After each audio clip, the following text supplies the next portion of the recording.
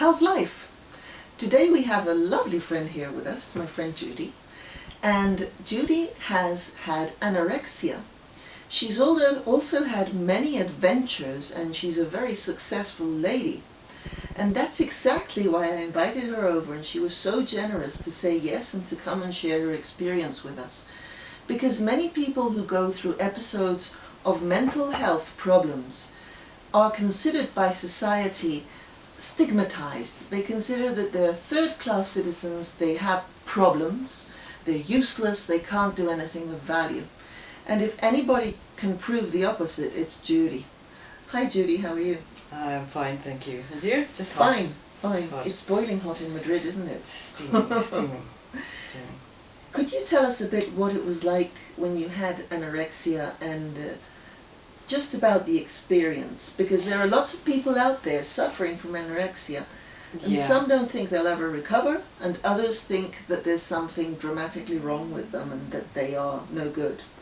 Yeah, wow, there's like about 5 different questions in there. Yeah. I'd like to start off first with the reason I am absolutely fine with speaking about it is because I remember years later I went on some kind of coaching course. It was emotional intelligence, that's right. Yes. And at the end of the course we had to design our own business card. And I designed a card, and all it required was a useful old lady. Mm-hmm. So this is me trying to do what my business card says, because why do we suffer these things if we can't share people and show them that it does work out. Absolutely. So that's the before. Then how did I feel about anorexia? How did it start, I think is a good point. This fella that I was really in love with, he was a gorgeous young man, and usually in my history I'd been the one doing the firing and dispatching, but this guy, he dumped me, which was a new experience. But he also said that I was well covered, and I remember he grabbed a little bit, and I've never been well covered. Anyway, that made me think the only thing I have is what I look like, and if this man didn't like what I look like, then if I'm that's well covered, I have to do something about it. So fierce reaction, stopped eating, because that's how you lose weight and get thin and gorgeous. And it worked. And unlike, I think, anorexics in general, I didn't see myself in the mirror as fat when I looked at I saw myself as gorgeously thin. And even though I was getting thinner and thinner and thinner. Yes. But then luck, destiny, genetics, I don't know, something stepped in, and I failed at anorexia. Yes, I did. Which is interesting. I just loved food so much that I started eating, and then discovered this amazing trick. I thought I was so original. Yes. Little did I know that the Greeks and the Romans before me had been there, done that. But I thought I was really, I'd sorted this, because now I could eat and be thin. And I was bulimic for, I was bulimic for from when I was 18, right up until I had a huge nervous breakdown in London at the age of about 45, 47. So bulimia wasn't a great alternative. Yes. It wasn't a great alternative, but it... you could have your cake and eat it. I could literally have my cake and not eat it and then not have it. Yes.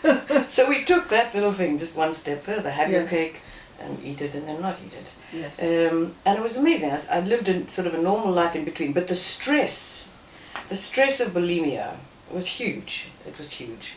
And it would just build up and build up and build up. And then you added more stress onto that, moving countries, a very demanding middle child. I had a demanding middle child, a 2-year-old that was going into 2, and I had a teenager who was discovering himself in London, and a marriage that was breaking down slowly, and financial difficulties. And so it all kind of like just built on, and massive nervous breakdown. And that was my miracle, though. I don't know if you want me to... See, that's exactly where we should go, because that's what I'd like people to see, how sometimes a nervous breakdown can be the most wonderful thing that can happen to you. I also thought, other than doing this business card for trying to be a useful old lady, The one was if I won the lottery, not very likely, but anyway, I would open a house and invite people to come and have their nervous breakdown with me. Mm-hmm. And I would sit with them or arrange, get like-minded people and say, this is just a path that you're going through. And it's a great one. It's scary. Oh, yes. It's very scary. And you need to have people saying the right things, not demanding of you, just letting you grow up again and fix the circuits in your brain in the way you want them to connect. I had this nervous breakdown, I remember on the 17th of September, I don't remember the year. Mm-hmm. I could if I had to think about it. But that day was the last day I was ever bulimic. Because it wiped out the nervous breakdown, wiped out the way everything and the habits were all connected. Yes. It's just the whole circuitry board just blew. Not Wow. one switch tripped. The whole lot Everything. blew. I melted down. And when I came back, I was 5 years old, which is where my emotional development had stopped, Yes. which accounted for the low self-esteem as a teenager. Yes. I was sent away to boarding school, so I was worthless. My father had left me, he'd gone off and died. My mother sent me off to boarding school because she couldn't manage at 5 years old with a bunch of really harsh nuns. And so I came back with this encrusted heart. Nothing was going to get in there. Nothing. So no self-esteem to speak about, no self-worth, just a functioning, a well-protected heart, but a functioning person. I mean, I was quite a functioning person.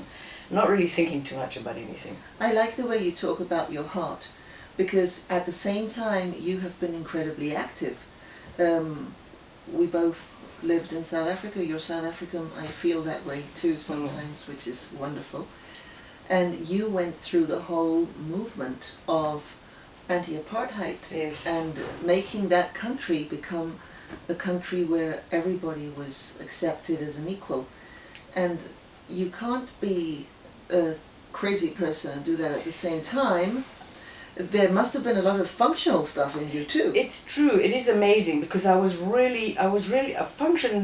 functioned reasonably efficiently because I worked for this extra parliamentary group called IDAZA, the Institute for Democratic Alternative in South Africa, and it was quite out there. It was quite left. I mean, my phone lines at home were tapped.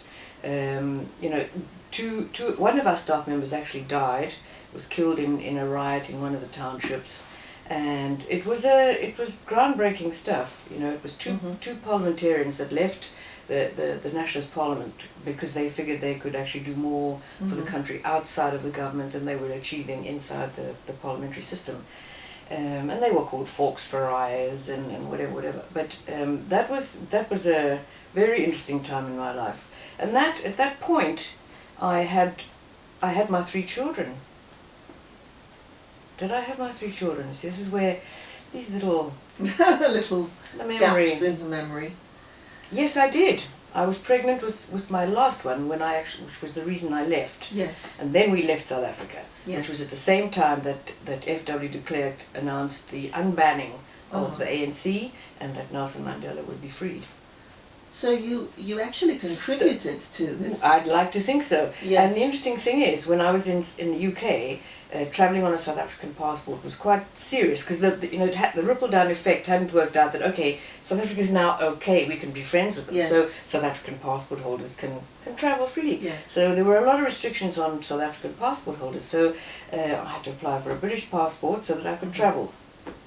And in that process, you have to relinquish your other citizenship, your other nationality, your other passport. Yes. And I wrote to the Home Office in South Africa and said, no way am I going to relinquish my South African passport. I worked for IDAZA, I'm not going to relinquish my South African passport, but I need to hold another passport. They wrote back this wonderful letter, which I've still got, that we know that you worked for this institute and for this, you can use only famous people were allowed to do that. People who ran for South Africa, represented South Africa in the Olympics and other important stuff. So I have that letter to this day, and I'm really excited about it. And so I was allowed to have 2 passports. So your mind was very functional, your mind worked a lot, you were practical, you could raise your children, you could write letters, you could see people, you could schedule things and all of this, and at the same time you were being bulimic, and your heart was under siege. Yeah. And when you went to London and you had this nervous breakdown, all the defences you had built to carry on just broke. Just were inadequate. And then you were able to build new ones, because they had served you to survive but not to live. Yes, absolutely. That was kind of my intellectual, because I mean you get the physical growth, intellectual growth, the spiritual growth, which is the emotional growth. Yes. So I was growing intellectually, and the physical growth was done, but the intellectual growth was happening. Yes. You know, I was maturing intellectually and you know, starting to have opinions and whatever.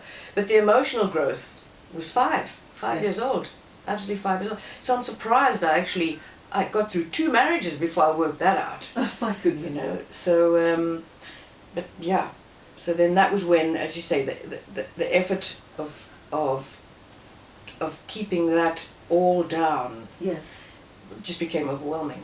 And I had no say in it. It was not like I could see it coming. I started having the odd panic attack. Yes. Which was like it was leaking. Mm-hmm. This was my defense system was not holding all this stuff at bay anymore. So it was leaking through into my consciousness, but terrifying. Mm-hmm. And then about 3 days later, I had the full-on nervous breakdown. So since then, you've been able to include all the parts of yourself in yourself and talk to them. It's freedom. So is life different now? Hugely. So after this nervous breakdown in London, it seems that you took off all the scaffolding, rebuilt, and now you're in touch with your heart, with your soul, with your mind, with your body. What does it feel like? Is it very different? It is. It's peaceful. Uh-huh. It's peaceful. I mean, the world is still a challenging place, and we still have challenges and obstacles to overcome, but it's just so much more peaceful. All the energy I was putting into, subconsciously putting into, mm-hmm. because I don't think we know half of what we shield ourselves from. Yes. That energy is now going to something far more, it's going into the system now, it's far more productive, and it's helping me make all these connections. But it wasn't an overnight fix. I mean, I still get goosebumps now when I think of where I was. Yes. I didn't speak for a month. Goodness. I didn't speak for a month. I didn't leave the house for 3 months. Mm-hmm. I couldn't sleep. Mm-hmm. I didn't take any medication except to sleep, because I wanted to confront this thing, mm-hmm. whatever it was. I didn't want to hide. Yeah, I didn't want to hide. I mean, I remember I couldn't go to sleep at night because I was so scared of having a panic attack. Yes. That I would wait until everybody else went up to bed. And then one night, I just thought, you know what? I don't care anymore. I'm so tired, I'm going to go to bed. And if I have a panic attack, then that's just fine. And I lay down and I said, well, okay now. And nothing happened. Nothing happened. I turned round and just out of tiredness, and just faced this thing and said, okay, do your worst. I'm done with that. That was the final thing I had to let go. Mm-hmm. And then I did see a therapist who helped alert me to the fact that inside I was this 5-year-old child. Yes. In this 7-year-old's body. Now that's a panic. I mean, I was like, at the end of it, I sort of felt like I'd made the journey from 5 years old emotionally, because I think you can make that quite quickly. You don't have to, it's not a year by year thing. So after about 3 or 4 months, I became a teenager. and that was fun, because I would go into the room and slam my door and listen to heavy metal music, and then I passed through that stage very quickly. Yes. And then became about 18 when I actually started thinking, now the world is in front of me. I can mm-hmm. start, But it was a long process. People were very patient. Mm-hmm. I had a lot of support, mm-hmm. A lot of love. My children kept me grounded. Without all those things, it is a challenging mm-hmm. thing, a nervous breakdown. When children see this happen to a parent, I always wonder whether they become terrified or they also become encouraged by the fact that mom can recover and become this much better person. What was your experience? I think there were two things with regard to that, is that I somehow bonded with my children because my youngest one was only about 4, the middle one was only about 7, and then the teenager, I had a chat with him and I told him what was happening to me, and he said, well, Mom, it's nice to know you're not super perfect. Oh, wow. So for him, as you just said, you know, I'm a human being, because up until then I was this achieving monster, you know, house was clean, tidy, could do this 10 things, balancing this and whatever. So this thing about anorexia, was it all about being perfect to be loved? Yes. So it was really, Yes. I need to be loved, I'm going to do whatever it takes. And it's all I've got is my Yes. body. Yes. I didn't realise I had extended to the house. Oh yeah, because that's Because because extended to other things, obsessiveness, right? because all that's all control. Yes. That all comes under this control thing. If I put my shoes in the same place every day, I know where they are. I've controlled that, and everything else. It's just the same. It's the same grip on letting things just go their dynamic way. Yes. It's this control thing. I have to control it. Yes. And the nervous breakdown just made me realize you don't really have to control anything. You just have to. And you can't really you can't. either. And you can't. It's like. And you can't. It's like surfing, right? You Absolutely. just get on the board. And You can't see a current. You Yes. don't know where a current's coming Exactly. from. You have to feel it, Mhm. and you know, and that's how you know. In fact, that's a good analogy because currents are invisible. Yes. You know, you can't see them. You don't see them coming, and you know, you have to be flexible. So is there anything you would tell anybody who has anorexia today in their, because they're usually young people in their teens, is there anything you could tell them about your situation and what you've learned?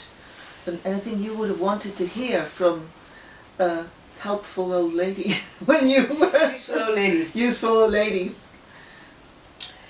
You see, I think this is probably going to become obscure, but what I'm trying to say is that when inside is right, the need for to make connections with other things lessens and even falls away. So is it work on the inside? I think, you know, if this is the way you're coping with your life at the moment, don't panic too much about it. Yes. But in fact, don't panic about it at all. It's do the work from inside. Yes. The food is just something else. The food is just food a is symptom. just something it's like else. Like you know, once you. I mean, Yes. I remember when I was still in the period of anorexia, Yes. I would look at my mother eating normally, and I would think to myself, how does she manage to do that? It's Yes. like an alcoholic going to a table and eating and drinking and then stopping. You know, and because anorexia is a bit like that. Yes. You can't actually. It's not a little bit. It's an all or nothing thing. Yes. And sort of bulimia is also an all or nothing Yes. thing. And I remember, and here I am. That's done. You know, so it is possible. It's always possible that and I'd like to say you will guarantee, but there are no guarantees in life. But I would do the work starting from the inside. So anorexia is not about food. It's about feelings. It's about love. Yes. It's about trust. And food becomes an enemy. Like food is going to do Exactly. something to my body that's going to make me even less attractive. Yeah. Try and focus on the inside. Okay, so thank you so much for being here. This is very generous. I think you have proven the fact that people suffer from mental illnesses the same as they suffer from physical illnesses. You can recover, you can learn a lot about yourself, and a lot of people out there. Huge learning experiences. Yeah, I would actually not change any of them, although they were uncomfortable at the time, hugely uncomfortable at the time, but I wouldn't change any of them. Thank you so much. It's a pleasure. I hope I can be useful. Thank you.